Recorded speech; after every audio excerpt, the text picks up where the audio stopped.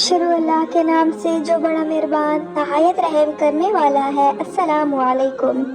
موت کے بعد ابدی زندگی اور اس کی حقیقت قرآن مجید کی روشنی میں جانیے آج کی اس ویڈیو میں۔ 8 آیات پر مشتمل سورہ تکاثر کے اہم مقاصد یہ ہیں کہ ہر شخص کو چاہیے کہ وہ دنیاوی زندگی اور اس کے وقتی آرام کو اپنا منزل مقصود نہ سمجھے، کیونکہ اس دنیاوی فانی زندگی کے بعد ایک ایسی زندگی شروع ہونے والی ہے جہاں کبھی موت واقع نہیں ہوگی، جہاں کی راحت اور سکون کے بعد کبھی کوئی تکلیف نہیں ہوگی۔ قرآن و حدیث کی روشنی میں ہر مسلمان کا یہ ایمان و عقیدہ ہے کہ ایک دن ایسا ضرور آئے گا جب دنیا کا سارا نظام ہی درہم برہم ہو جائے گا، آسمان پھٹ جائے گا، سورج لپٹ دیا جائے گا، ستارے ٹوٹ ٹوٹ کر گر پڑیں گے اور حضرت آدم علیہ السلام سے لے کر دنیا میں آنے والے تمام انس و جن کو اللہ کے دربار میں ایسی حالت میں حاضر کیا جائے گا کہ ہر نفس کو صرف اور صرف اپنی ذات کی فکر ہوگی کہ اس کا نامہ اعمال کس ہاتھ میں دیا جائے گا۔ اس کے بعد انہیں دنیاوی زندگی کے اعمال کی جزا یا سزا دی جائے گی۔ اس دن کو یوم قیامت کہا جاتا ہے۔ قرآن و حدیث کی روشنی میں اس دن کی سختی اور ہولناکی کو بیان کرتے ہوئے فرمایا گیا ہے کہ قیامت کا دن 50,000 سال کے برابر ہوگا۔ قرآن کریم میں تقریباً 80 جگہوں پر یوم قیامہ کا لفظ وارد ہوا ہے اور الیوم الآخر وآخر جیسے الفاظ کا ذکر قرآن کریم میں 20ویں مرتبہ ہوا ہے۔ نہ صرف مسلمانوں بلکہ عیسائیوں اور یہودیوں کا بھی یہ عقیدہ ہے کہ ایک دن دنیا اور دنیا کی ساری نقل و حرکت ختم ہو جائے گی اور انسان کے دنیاوی اعمال کے مطابق اللہ کے حکم پر جنت یا جہنم کا فیصلہ سنایا جائے گا۔ دیگر قومیں بھی کسی نہ شکل میں قیامت کے دن کو تسلیم کرتی ہیں۔ عقل کا تقاضا بھی یہی ہے کہ اس پوری کائنات کے وجود کا کوئی اہم مقصد ضرور ہونا چاہیے اور اشرف المخلوقات کو اپنے کیے ہوئے اعمال کی جزا یا سزا ضرور ملنی چاہیے۔ قیامت کب واقع ہوگی صرف اللہ تعالیٰ ہی جانتا ہے، البتہ قیامت تک آنے والے تمام انس و جن کے نبی کریم صلی اللہ علیہ وآلہ وسلم نے ایک مرتبہ شہادت اور درمیان والی انگلی کو ملا کر ارشاد فرمایا کہ جس طرح یہ دونوں انگلیاں ایک دوسرے سے ملی ہوئی ہیں، بس سمجھیں کہ میں بھی قیامت کے ساتھ اس طرح بھیجا گیا ہوں، یعنی حضور اکرم صلی اللہ علیہ وآلہ وسلم وہ قیامت کے درمیان کا وقت دنیا کے وجود سے لے کر حضور صلی اللہ علیہ وآلہ وسلم کی بعثت تک گزرے ہوئے زمانے کے مقابلے میں بہت کم ہے، اور حضرت محمد صلی اللہ علیہ وآلہ وسلم کے بعد قیامت تک کوئی نبی نہیں آئے گا۔ نیز اس امت کے افراد کی عمریں بہت کم ہے، لہٰذا ہمیں ہر وقت اس عظیم دن کی تیاری کرنی چاہیے۔ قیامت کے واقع ہونے کی تاریخ کا علم تو اللہ کے پاس ہے، ہاں جس شخص کی موت واقع ہو گئی اس کے لیے اس طرح سے قیامت واقع ہو جاتی ہے، کیونکہ قرآن و حدیث کی روشنی میں ہمارا یہ ایمان و عقیدہ ہے کہ انسان کی جزا یا سزا قیامت تک مؤخر نہیں کی جاتی، بلکہ موت کے بعد سے ہی دنیا میں کیے گئے اعمال کی سزا یا جزا شروع ہو جاتی ہے۔ چنانچہ قرآن و حدیث کی روشنی میں پوری امت مسلمہ کا اتفاق ہے کہ قبر جنت کے باغیچوں میں سے ایک باغیچہ بنتی ہے یا جہنم کے گڑھوں میں سے ایک گڑھا۔ کیا قبر میں عذاب ہوتا ہے؟ قرآن کریم میں متعدد جگہوں پر عذاب قبر کا ذکر آیا ہے، یہاں صرف 2 آیات پیش ہیں۔ فرعون کے لوگوں کو بدترین عذاب میں گھیرا آگ ہے، جس کے سامنے انہیں صبح و شام پیش کیا جاتا ہے، اور جس دن قیامت آ جائے گی اس دن حکم ہوگا کہ فرعون کے لوگوں کو سخت ترین عذاب میں داخل کر دو۔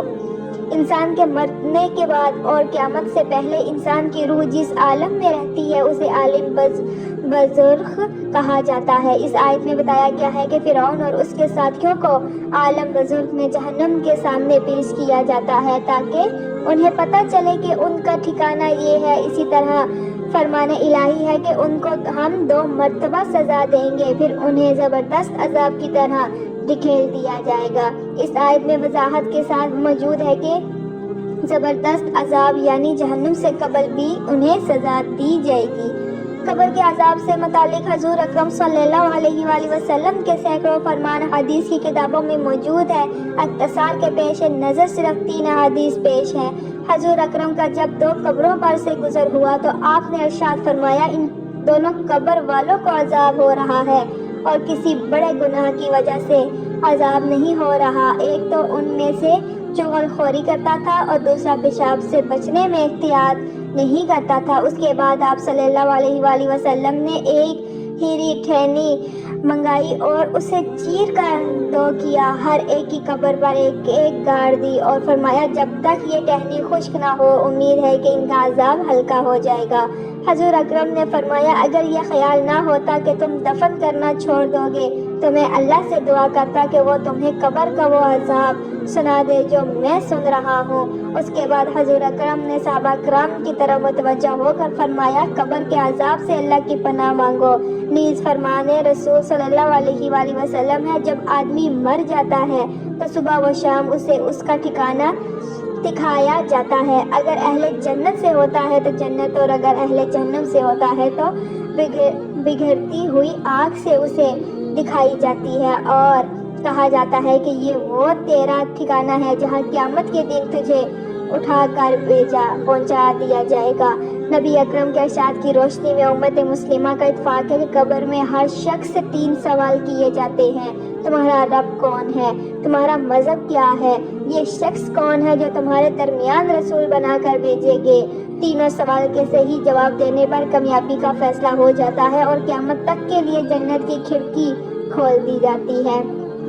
सवालात के जवाब न देने पर उसे अजाब दिया जाता है और जहन्नम की खिड़की खोल दी जाती है। कब्र का अजाब असल में रूह को होता है, सवालात भी हकीकत में रूह ही होते हैं। इसलिए अगर किसी शख्स को दफन न किया जाए तब भी तीनों सवालात होते हैं। अलबत्ता बाज़ हदीस से मालूम होता है कि रूह के साथ बदन को भी अजाब होता है। बेशुमार दुनियावी चीज़ें ना समझने के बावजूद हम उन्हें तस्लीम करते हैं। इसी तरह आलम बज़ुख में अजाब और आराम पर हमें मुकम्मल ईमान लाना चाहिए, खवा इसकी कैफियत हमें मालूम ना हो। जिस तरह आलम बज़ुख की ज़िंदगी और उसमें अजाब या इंतहाई आराम व सुकून पर हमारा ईमान है, इसी तरह हमारा ये ईमान है कि अल्लाह ने नेक बंदों के लिए अपना मेहमान खाना जन्नत तैयार कर रखा है, जहाँ आराम व आराइश का ऐसा सामान अल्लाह ताला ने मुहैया कर रखा है कि कोई बशर उसे सोच भी नहीं सकता। दूसरी तरफ काफरों और गुनाहगारों के लिए भड़कती हुई आग की शक्ल में जहन्नुम है, जहाँ पीप और बहता हुआ खून गज़ा के तौर पर पेश किया जाएगा। अल्लाह ताला जहन्नुम से निजात और बगैर हिसाब व किताब की जन्नत फिरदौस का फैसला फरमा दे, आमीन। हकीकी दानिशमंद कौन? हज़रत अबू याला शद्दाद बिन औस से रवायत है कि अल्लाह के रसूल ने इरशाद फरमाया दानिशमंद है वो शख्स जो अपने नफ्स को काबू में रखे और मौत के बाद की ज़िंदगी के लिए तैयारी करता रहे, और नादान है वो शख्स जो नफसानी ख्वाहिशात की पैरोवी में लगा रहे और अल्लाह ताला से लंबी लंबी आरज़ुएं बांधता रहे। इस हदीस में अल्लाह के रसूल ने दानिशमंद और नादान में फ़र्क वाज़िह फरमा दिया कि हकीकी दानिशमंद इंसान वो है जो दुनिया में लोगों के दरमियान रहते हुए अपनी ज़रूरियात ज़िंदगी को पूरा करते हुए नफ्स को काबू में रखे, गुनाहों से बाज रहे, हर किस्म की नाफरमानी से बचता रहे, अल्लाह ताला की नाराज़ी से डरता रहे और अपनी मौत और आखिरत की जवाबदेही को हर वक्त याद रखे। अल्लाह पाक हम सब का हामी व नासिर हो, आमीन सुम आमीन।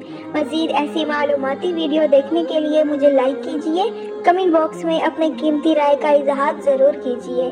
मिलते हैं नई वीडियो में।